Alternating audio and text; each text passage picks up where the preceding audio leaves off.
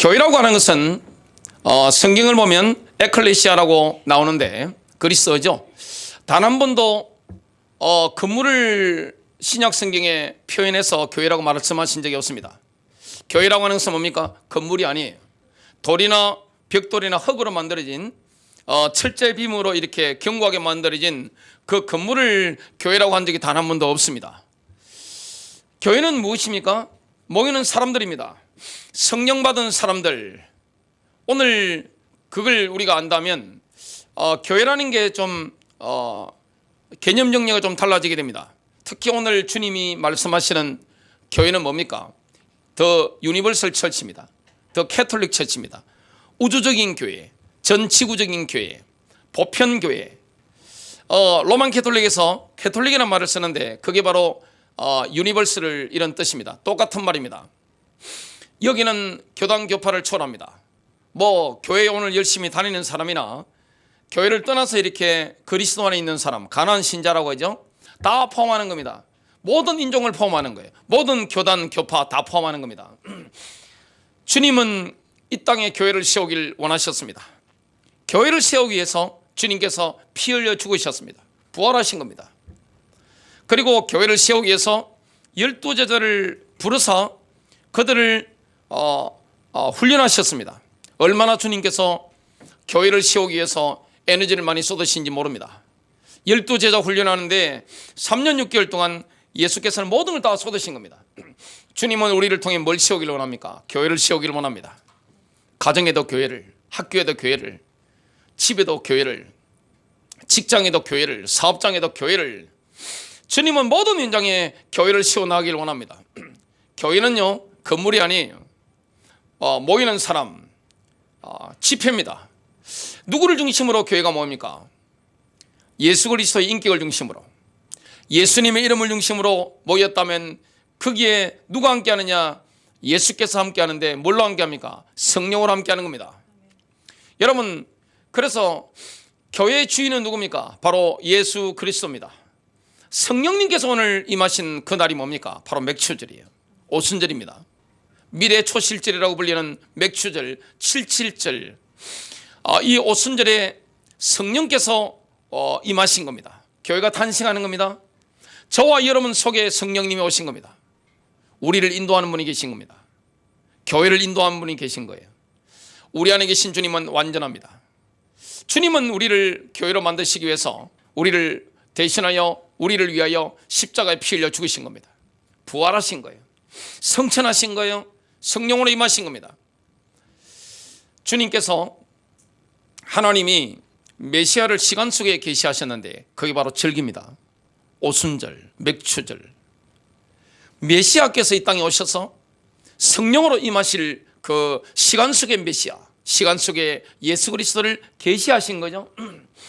유대인들은 그걸 잘 모르고 이렇게 했습니다마는 사실 교회 탄생에 대한 리허설을 유대인들은요 오랜 세월 동안 하고 있었던 겁니다.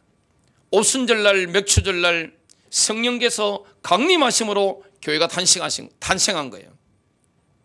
우리가 교회가 된 겁니다. 저와 여러분이 교회가 된 겁니다. 우리를 인도하는 분이 계신 겁니다. 성령님은 우리를 완벽하게 인도합니다. 우리는 하나님의 섭리를 잘 모르잖아요. 내일 일을 모르잖아요. 전문가들도 모르잖아요. 주님은 완벽하게 우리 인생을 이끌어 가십니다.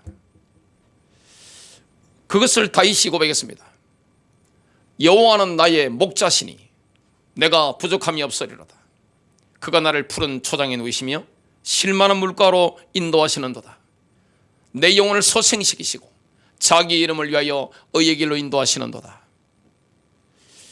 주님이 이렇게 인도하시는 거예요. 주님이 인도하시면 어떻게 됩니까?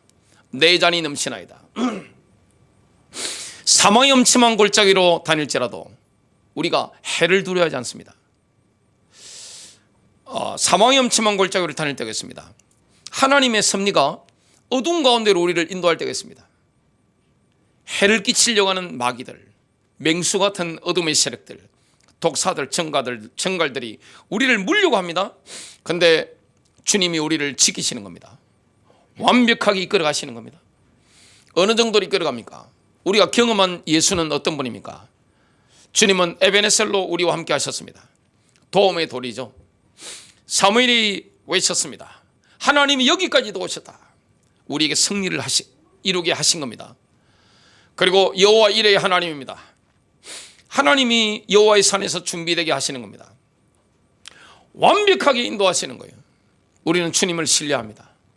교회를 세워나가시고 교회를 이끌어가시고 저와 여러분 속에 내조하시면서 이끌어가시는 분이 누구십니까?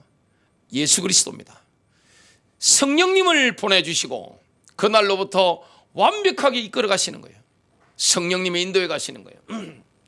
그래서 사실 교회 걱정할 필요 없습니다. 교회는 누가 이끌어갑니까? 성령님께서, 예수께서. 첫 번째입니다. 예수님께서는 예수님의 정체성에 대한 계시를 받은 사람들로 구성된 우주적인 교회를 세우실 것을 약속했습니다. 주님이 내가 내 교회를 세우겠다. 이거는 무슨 교회입니까? 유니버설 처치입니다. 더 캐톨릭 처치입니다. 보편교회입니다. 전 지구적인 교회입니다. 모든 인종을 초월한 전 지구적인 교회, 전 세계적인 교회입니다. 예수님의 정체성에 대한 계시를 받은 사람만이 우주적인 교회의 일원이 될 수 있습니다. 누가 교회 일원이 될 수 있습니까? 예수님이 누구시냐? 여기에 대한 바로 계시를 받은 사람만이 교회의 일원이 될 수 있죠. 예수님이 물으셨습니다. 이제 공생애가 무력에 가죠. 사람들이 나를 누구라느냐? 어떤 사람은 세례 요한이라고 하죠. 엘리야라고 합니다. 뭐 이런 등등 예레미야나 선지자 중에 하나라 합니다. 제자들이 이렇게 이야기를 했습니다. 사람들이 이렇게 말합니다. 그때 예수께서 물으셨습니다. 너희는 나를 누구라 하느냐? 공생애 3년 6개월 동안 너희가 나를 봤는데 나를 누구라 하느냐? 그때 베드로가 고백합니다. 주는 그리스도시요 살아계신 하나님의 아들이시니다. 예수님은 죽은 자를 살리셨습니다. 소경의 눈을 뜨게 하신 겁니다. 안전뱅이를 일으키신 겁니다. 하나님 나라에 대해서 가르치신 겁니다. 보여주신 거예요. 그래서 베드로가 보니까 정말 예수님은 그리스도신 겁니다. 기다렸던 메시아가 오신 거예요. 신년이 임한 거예요. 모든 묶인 것에서 해방받은 겁니다. 사망 끝이 나버린 거예요. 우리에게는 죽음이 없는 거예요. 이런 은혜가 우리에게 와 있는 겁니다. 예수님은 살아계신 하나님의 아들이십니다. 예수님은 바로 하나님이십니다. 이 고백을 한 거예요.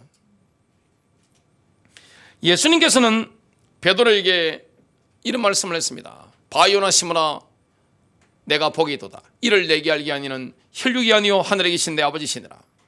그러면서 뭐라고 하셨습니까? 마태복음 16장 18절 또 내가 내게 이르노니 너는 베드로라. 내가 이 반석 위에 내 교회를 세우리니 음부 이권세에 이지 못하리라. 내가 내 교회를 세우겠다. 주님이 세우시는 교회는 예수님의 교회입니다. 하나님의 교회입니다. 그리스도의 교회입니다. 우리 이름의 교회가 아니에요. 예수님의 교회입니다. 그걸 세우겠다고 주님이 말씀하시는 겁니다. 베드로는 넘어졌죠. 그러나 베드로의 신앙 고백은 영원합니다. 베드로의 신앙 고백 위에 예수님의 교회를 세우겠다. 이 땅에 있는 교회는 현실적으로 다 무너집니다. 안 그런 교회 없어요. 여러분 성지순례를 가보면요, 그 교회가 강력했던 예루살렘 유대 지방, 사마리아 지방, 그리고 교회가 강력했던 안디옥, 선교 센터들이 있었던 에베소라든지 이런 유럽 지방을 가보면 이슬람 모스크가 다 서 있습니다. 현실적인 육신적인 교회는 다 없어집니다. 교회는 다 변질됩니다. 하나님을 다 떠납니다. 예수 그리스도를 부인합니다. 다 배신합니다. 그런데 주님이 세우신 교회는 영원합니다. 이거는요 보편교회입니다. 우주적인 교회입니다. 전 지구적인 교회. 교회는 망하지 않아요. 촛대를 옮길 뿐입니다. 예루살렘에서 촛대를 옮길 뿐이었어요. 안디옥 교회가 맛이 가니까 촛대를 옮길 뿐입니다. 에베소 교회가 첫 사랑을 잃어버리니까 촛대를 옮길 뿐이에요. 지금 교회 전 세계에서 가장 많이 일어나는 교회가 됩니까? 침례교와 오순절이죠. 이 침례교와 오순절이 가장 많습니다. 그리고 미국을 중심으로 독립교단이 가장 많이 지금 일어나고 있습니다. 미국에 그렇게 교회가 안 된다고 하는데도 독립교단 중심으로, 그리고 교회를 개척하는 목사 중심으로 성령 역사가 일어나는 걸 보게 됩니다. 주님은 교회를 세워나가는 거예요. 주님이 왜 죽으셨느냐? 교회를 세우시기 위해서, 저와 여러분을 통하여 교회를 세워나가시기 위해서. 하나님의 모든 관심은 교회입니다. 예수 그리스도의 모든 관심이 뭡니까? 피로 값주고 사신 교회입니다. 주님의 모든 초점은 어디에 맞춰져 있습니까? 교회입니다. 진정한 교회입니다. 주님은 이런 교회를 세울 것을 약속했습니다. 신앙 고백에 세우시죠. 여러분, 교회 구성원이 되려면 몇 가지 단계를 거쳐야 됩니다. 교회 구성원이 되기 위해서는 신앙 고백 이전에 반드시 인생의 근본을 흔들어 놓는 예수 그리스도와의 개인적인 만남이 있어야 됩니다. 신앙 고백 이전에 예수 그리스도와의 인격적인 만남, 인격 대 인격이 만나는 겁니다. 이게 있어야 되는 겁니다. 베드로는 하나님 아버지께서 성령님을 통하여 주신 예수님이 그리스도라는 계시를 받았습니다. 계시가 임해야 되는 겁니다. 이거는 설명한다고만 되는 게 아니에요. 하나님이 성령의 역사로 계시하시는 겁니다. 베드로는 예수님의 질문에 대답하면서 하나님 아버지께서 주신 계시를 마음으로 인정했습니다. 계시를 받는 것과 그 계시를 마음으로 인정하는 것은 별개의 일이죠. 베드로는 하나님이 주신 계시를 공개적으로 고백했습니다. 주는 그리스도시요 살아계신 하나님의 아들이시니다. 이 계시를 공개적으로 고백했습니다. 여러분, 교회로 들어가는 것은 공개적인 고백으로 마무리가 되어야 됩니다. 여러분, 숨겨진 기독교인이라는 게 없는 거예요. 사람들 앞에서 뭡니까? 공개적으로 내 신앙을 고백해야 되는 겁니다. 지금은 핍박이 없습니다만 핍박이 왔다 그러면 어떻게 됩니까? 목을 내놓는 겁니다. 직장도 잃어버리는 겁니다. 집에서 쫓겨날 일도 있는 겁니다. 그게 당연한 거예요. 신앙을 내가 개인적으로 고백하는 겁니다. 마태복음 10장 32절부터 33절, 그런즉 누구든지 사람들 앞에서 나를 시인하면 나도 하늘에 계신 내 아버지 앞에서 그를 시인할 것이요, 누구든지 사람들 앞에서 나를 부인하면 나도 하늘에 계신 내 아버지 앞에서 그를 부인하리라. 신앙 고백에 있어서 중립지대는 없는 거예요. 내가 신앙 고백 하든지 부인하든지 두 가지 정도, 한 가지밖에 없는 것이지. 신앙에는요, 신앙 고백에는 회색지대가 없는 겁니다. 박지라는 건 없는 거예요. 예수님이 이렇게 말씀했습니다. 마태복음 12장 30절, 나와 함께 하지 아니하는 자는 나를 반대하는 자요, 예수님과 함께 하지 않는 자는 예수님을 반대하는 자입니다. 예수님은 이런 강조를 하셨습니다. 내가 내 교회를 세우리라. 내가 내 교회를 세우리라. 주님은 뭘 세우러 오셨습니까? 이 땅에 교회 세우러 오셨습니다. 두 번째입니다. 하나님께서 교회 단생일로 선택하신 날은 맥추절 7.7절로 불리는 오순절입니다. 그래서 구약의 이 오순절 명절은요, 하나님께서 메시아를 시간 속에 계시하신 거예요. 이스라엘 백성들은 교회가 탄생할 것에 대한 리허설을, 예언 연습을 1500년 동안 하고 있었던 겁니다. 맥추절의 원문의 뜻은 바로 밀수학인데 미래 초실절입니다. 오순절에는 뭘 드렸습니까? 누룩을 넣은 빵 2개를 만들어서 요제로 드렸습니다. 누룩 넣은 빵이 들어간 겁니다. 교회가 세워지면 유대인과 이방인이 하나가 되어서 뭐합니까? 땅 끝까지 막 뻗어나가는 겁니다. 교회는 성령님의 역사입니다. 이 성령님은 살아있는 영이기 때문에, 생명의 영이기 때문에 죽은 게 아니에요. 여러분, 물고기가 떠내려올 때 보면 죽은 물고기는 떠내려옵니다. 살아있는 물고기 한번 보세요. 연어가 올라가는 거 한번 보세요. 물고기 살아있으면 어떻게 됩니까? 치고 올라가는 겁니다. 신자는 살아있는 신자입니다. 저와 여러분은 죽은 신자가 아니라 살아있는 신자입니다. 주는 그리스도시요 살아계신 하나님의 아들이시니다. 이 고백을 한 신자는 어떻습니까? 영적으로 살아있는 거예요. 살아있기 때문에 어떻게 됩니까? 핍박도 상관없어요. 가난도 상관없습니다. 질병도 상관없는 겁니다. 내 안에 생명력이 있기 때문에 예수 그리스도를 죽은 자 가운데서 다시 일으키신 그 성령님의 능력이 우리 몸 안에 있는 거예요. 교회 안에 있는 겁니다. 교회는 생명력이 넘치는 거예요.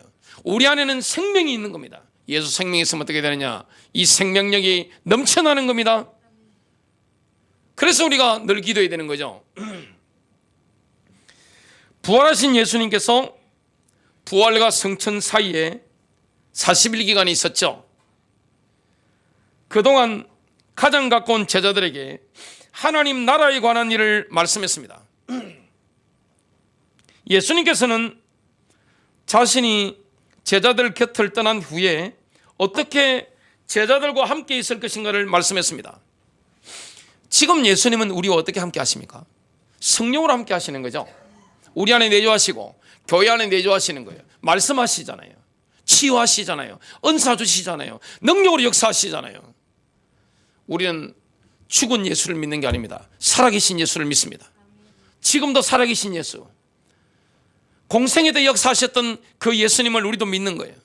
우리에게 말씀하시잖아요. 성령께서 지금도 말씀하시잖아요. 은사 주시잖아요. 치유하시잖아요. 능력 주시잖아요. 우리에게 지혜와 능력을 주시잖아요. 우리에게를 인도하시잖아요. 이 좋은 예수를 우리가 믿고 있습니다. 요한복음 14장 16절부터 18절, 내가 아버지께 구하겠으니 그가 또 다른 보혜사를 너희에게 주사 영원토록 너희와 함께 있게 하리니. 성령님은 영원토록 믿는 자 속에 함께합니다. 그는 진리의 영이라 세상은 능히 그를 받지 못하나니. 세상 사람들이요, 성령을 어떻게 받습니까? 진리를 어떻게 깨닫습니까? 어떻게 성령님의 인도를 받습니까? 불가능합니다. 이는 그를 보지도 못하고 알지도 못합니다. 성령님 눈에 보이지 않습니다. 그리스도께서 성령으로 우리 안에 교회 안에 내주하시는데 보이지 않는 거예요. 그러나 너희는 그를 아나니. 왜냐? 함께 하니까 아는 겁니다.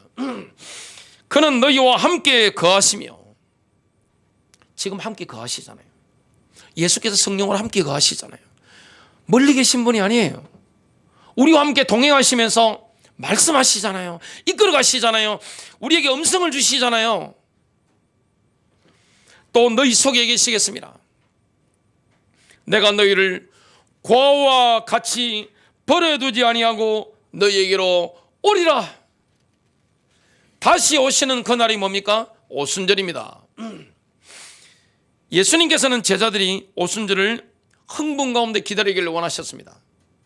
가장 큰 기쁨의 날이 뭡니까? 예수 그리스도께서 성령으로 강림하는 그날을 흥분 가운데 기다리는 겁니다. 그래야 교회가 탄생하는 거예요. 누가복음 24장 49절, 내가 내 아버지께서 약속하신 것을 너희에게 보내리니 너희는 위로부터 능력으로 입혀질 때까지 이 성에 머물렀죠.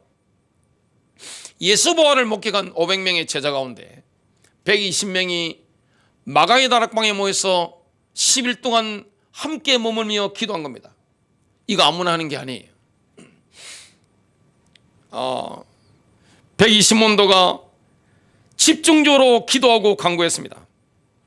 사도행전 1장 14절, 여자들과 예수의 어머니 마리아와 예수의 아우들과 더불어 마음을 같이하여 오로지 기도에 힘쓰더라. 드디어 오순절 날이 되었습니다. 이 오순절 날 뭐가 임했습니까? 기다렸던 제자들에게 성령님이 강림하신 거예요. 사도행전 2장 1절부터 4절입니다. 오순절 날이 이미 이르매 그들이 다 같이 한 곳에 모였더니 호련히 하늘로부터 급하고 강한 바람 같은 소리가 있어 그들이 앉은 온 집에 가득하며 마치 불의 혀처럼 갈라지는 것들이 그들에게 보여 각 사람 위에 하나씩 임하여 있더니 그들이 다 성령의 충만함을 받고 성령이 말하게 하심을 따라 다른 언어들로 말하기를 시작하니라. 예수 그리스도께서 성천하신 10일 만에 성령님께서 제자들의 영 가운데 거하시게 되는 겁니다. 내주하시게 되는 겁니다. 그래서 오순절 성령 강림 사건이 가져온 획기적인 변화는 무엇입니까? 바로 그리스도와 연합입니다. 그리스도와 완전히 하나가 된 겁니다. 연합된 거예요. 이때부터 교회는 뭐가 된 겁니까? 그냥 승리가 있는 겁니다. 여러분, 주님이 성령으로 함께하는 교회 누가 이깁니까? 하나님의 임재가 있는 성도 교회를 누가 막을 수가 있습니까? 성령님의 임재가 있는 개인과 교회는요 무적입니다. 그냥 밀고 나가버리는 겁니다. 6.25 때 치면 뭐합니까? 탱크처럼 강력한 거예요. 그냥 엄청난 성령의 능력으로 돌파되는 이런 역사가 일어나게 되는 겁니다. 성령님의 내주하심을 통해서 제자들은 하나가 된 겁니다. 드디어 교회가 탄생된 겁니다. 큰 세 번째입니다. 예수 그리스도께서는 우주적인 교회의 유일한 기초이십니다. 여러분, 교회의 기초는 누굽니까? 교회는요 건물을 짓는 것과 같죠. 기초는 누굽니까? 모퉁이 돌은 누굽니까? 바로 예수 그리스도입니다. 그리고 사도들, 이런 사람들을 기초를 만들도록 선지자들을 주님이 세워나가시는 거죠. 고린도전서 3장 11절 아무도 이미 놓은 기초 외에 능히 다른 기초를 놓을 수 없나니 이 기초는 곧 예수 그리스도시니라. 사도 베드로는 교회의 기초가 예수 그리스도라는 사실을 명확하게 선포합니다. 베드로는 예수님 위에 산 돌들로서 세워진 교회의 모습을 그렸습니다. 베드로전서 2장 5절부터 6절입니다. 너희도 살아있는 돌들로서, 우리가 살아있는 돌입니다. 영적인 집으로 건축되고, 지금 우주적인 교회입니다. 예수 그리스도를 통해 하나님께서 받으실 만한 영적 희생물을 드리는 거룩한 제사장이 되었도다. 그런즉 성경 기록에도 보라 내가 선택한 보배로운 어떤 모퉁이 돌을 시온에 두노니 그를 믿는 자는 당황하지 아니하리라 하시는 말씀이 들어있느니라. 이사야서 28장 16절은 베드로가 인용한 본문입니다. 그러므로 주 하나님이 이같이 말하노라. 보라 내가 한 돌을 시온에 두어 기초를 삼으리니 곧 단련한 돌이요 보배로운 모퉁이 돌이며 견고한 기초로다. 믿는 자는 다급하지 아니하리로다. 저와 여러분이 예수 그리스도를 믿고 신뢰하면 다급하지 않는 겁니다. 여러분, 혹시 어려운 일이 있습니까? 예수 그리스도를 신뢰하는 겁니다. 주님을 바라보는 겁니다. 예수 그리스도를 의지하고 주님을 의지할 때 어떻게 됩니까? 다급하지 않는 겁니다. 승리가 있는 겁니다. 우리가 위험을 만났을 때 여러 가지 압박을 받는 순간이 있어서 자꾸만 사람 의지하고 싶죠. 눈에 보이지 않는 하나님보다, 말씀보다 돈을 의지하게 되고 사람 의지하게 되고 인간적인 힘을 의지하고자 하는 유혹을 받습니다. 그 때문에 실패하는 거예요. 신자는 누구를 의지해야 됩니까? 예수 그리스도입니다. 하나님의 말씀이에요. 이 말씀을 내가 굳게 의지할 때, 정말로 주님을 의지할 때 어떻게 됩니까? 승리가 있는 겁니다. 히스기야를 보세요. 그날 밤에 아시리아 군대 18만 5천을 주의 천사를 보내서 하나님이 싹 정리하신 겁니다. 이 은혜를 오늘 주님이 우리에게 주시는 겁니다. 사람은 눈에 보이는 것에 약하죠. 하나님보다 돈을 두려워합니다. 하나님보다 사람을 두려워하죠. 내 체면이 손상되는 걸 두려워하잖아요. 근데 내 체면 내려놓고 사람을 의지하지 않고 예수 그리스도를 의지하면 어떻게 됩니까? 능히 승리하는 겁니다. 다급하지 않는 이런 일들이 일어나게 됩니다. 다윗도 예수 그리스도께서 교회의 반석임을 찬양합니다. 하나님 외에는 그 어디에도 구원이 없습니다. 그리고 하나님만이 반석이시며 그 반석 위에 구원이 세워지는 겁니다. 시편 62편 1절부터 2절입니다. 진실로 내 혼이 하나님을 바라나니 나의 구원이 그분에게서 나오는 도다. 오직 그분만이 나의 반석이시요 나의 구원이시요 나의 방벽이시니 내가 크게 흔들리지 아니하리로다. 여러분, 예수 그리스도를 바라보면 어떻게 됩니까? 주님을 신뢰하면 어떻게 됩니까? 처음에는 좀 흔들릴 수 있습니다. 인간은 감정을 가지고 있기 때문에 내 혼에 충격을 받을 수 있어요. 내 감정이 흔들릴 수 있습니다. 내 마음이 흔들릴 수 있습니다. 그러나 주님을 끊임없이 신뢰하고 기도하다 보면, 말씀 묵상하다 보면 어떻게 됩니까? 전혀 흔들리지 않는 상황으로 딱 올라서게 됩니다. 반석 위에 딱 서는 거죠. 시편 62편 6절 7절 오직 그분만이 나의 반석이시오 나의 구원이시오 나의 방백이시니 내가 흔들리지 아니하리로다. 나의 구원과 나의 영광이 하나님 안에 있나니 곧 내 힘의 반석과 내 피난처가 하나님 안에 있도다. 반석과 구원은 오직 하나님 안에서만 발견됩니다. 교회의 기초는 예수 그리스도인데, 예수 그리스도 위에서 신자들은 거룩한 전으로 세워지게 됩니다. 예수 그리스도는 어떤 모퉁이 돌입니다. 기초석이에요. 그 위에 우리는 거룩한 전으로 세워지는 겁니다. 한 돌입니다. 저와 여러분이. 저와 여러분 한 사람이 뭡니까? 거룩한 돌이 되는 겁니다. 에베소서 2장 20절부터 22절 너희는 사도들과 선지자들의 터 위에 세우심을 받은 자라. 교회의 기초 예수 그리스도에 또 누가 있습니까? 사도, 다른 게 번역하면 선교사죠. 어파설. 그리고 누굽니까? 선지자들. 선지자들의 글을 우리가 가지고 설교하고 지금 묵상하고 인도를 받잖아요. 이 터 위에 우리가 세움 받았습니다. 그래서 사도들의 전통 아래서 우리가 선지자들의 이 성경 기록 안에서 우리가 세워지고 있습니다. 그리스도 예수께서 친히 모퉁이 돌이 되셨느니라. 그 안에서 건물마다 서로 연결하여 주 안에서 성전이 되어가고 너희도 성령 안에서 하나님이 거하실 처소가 되기 위하여 그리스도 예수 안에서 함께 지어져 가느니라. 결론 맺습니다. 저와 여러분이 교회 안으로 들어온 게 맞다면 이제는 어디에 참여해야 됩니까? 복음 전도에 참여해야 됩니다. 지금 시대는 어떤 시대입니까? 교회 시대죠. 누룩을 넣은 빵 2개를 오순절날 이렇게 드렸던 것처럼 뭡니까? 하나님의 나라 확장에 우리가 참여하는 겁니다. 지금 복음 전도에 우리가 참여하는 겁니다. 주님은 이 땅에 뭐하러 오셨습니까? 교회를 세우시기 위해서. 이 땅에 왜 오셨습니까? 전도하시기 위해서. 주님이 말씀하셨죠. 교회를 세워나가는 일에, 하나님 나라 확장하는 일에, 교회를 세워나가는 일에 우리가 뭡니까? 적극적으로 참여하는 겁니다. 결국 우리는 주님이 다시 오실 때 상급을 받게 될 겁니다. 멸류관을 쓰게 될 겁니다. 주님은 수고를 많이 한 사람에게 반드시 갚아 주실 겁니다. 승리하시기를 주님의 이름으로 축복합니다.